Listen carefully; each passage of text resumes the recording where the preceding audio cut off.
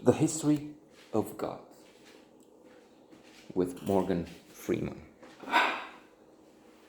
aka God himself. He was God in Bruce Almighty. Jim Carrey. Jim Carrey is complaining.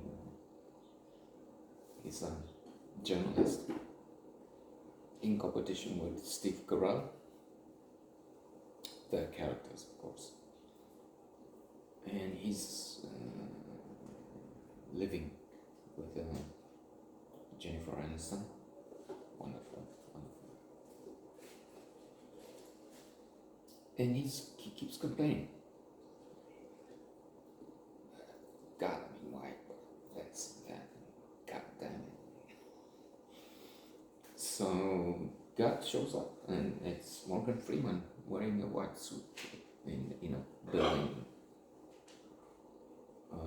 wherein he also plays the janitor and whatnot, and then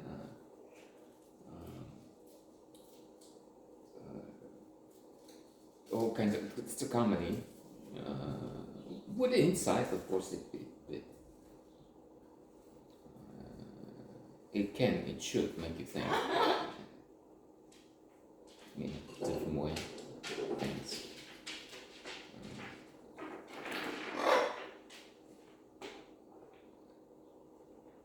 I'm hesitating. Maybe if one is a believer, they get offended sometimes by comments. Take Monty Python's Life of Brian, Last Temptation of Christ. So many films with a religious subject being attacked by, well, mostly fanatics. So God says, okay, you be God for a day if you think you can do it. And then, of course,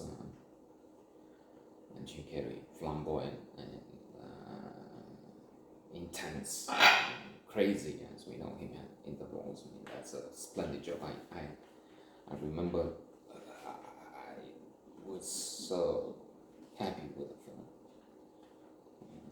I avoid saying I loved it because it's so abused, so much used this word that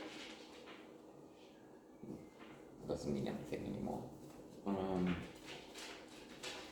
I've seen it at Doina, across the street from the National Bank, and I was enthused, exhilarated. Bruce, Almighty God, Almighty for a day, takes this car, which is a Lamborghini, I don't know what, supercar. He doesn't have, there's a busy street, traffic jam, but then God, he does this in all the cars, so he can raise it, separates the soup in the bowl, and makes the dog was annoying, doing urinating in the home on the wrong places. He urinates in the bathroom. So and then of course you have trouble because he has a million emails, messages from the likes of him complaining, asking things and so on. So he had also the romance and things. Crazy at times with the gangsters and the monkey. A monkey up your ass? Well, okay, well, nice God, you can do this. So, coming back, but that was a funny God. That was not the whole movie. I mean, a third or more of it is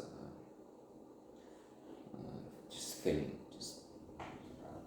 but still the good moments good enough to be used as in positive psychology rules and ideas and suggestions. Reminisce, think of good things from the past, and then you have the present as a happy one.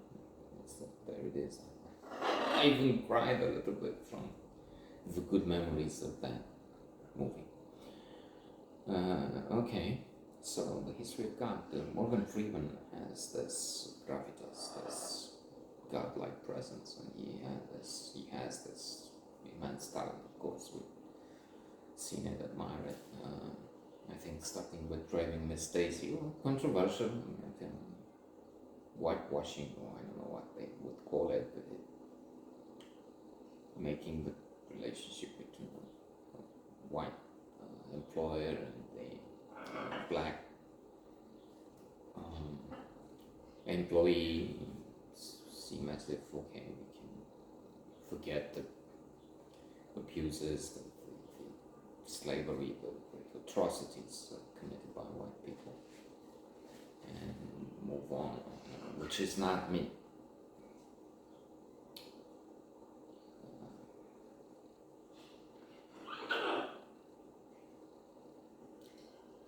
We have to look harder than that. So there was that, and there's so much more.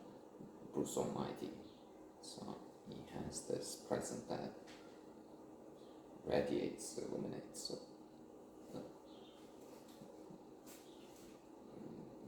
certain important degree of divinity there, I guess.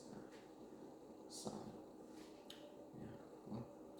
Well, in History of God is very interesting. It takes us, audience around the world, and looks at beliefs. I was going to start for some silly reason with Hindus, but Hindus have there's even this joke in some of the life of Pi.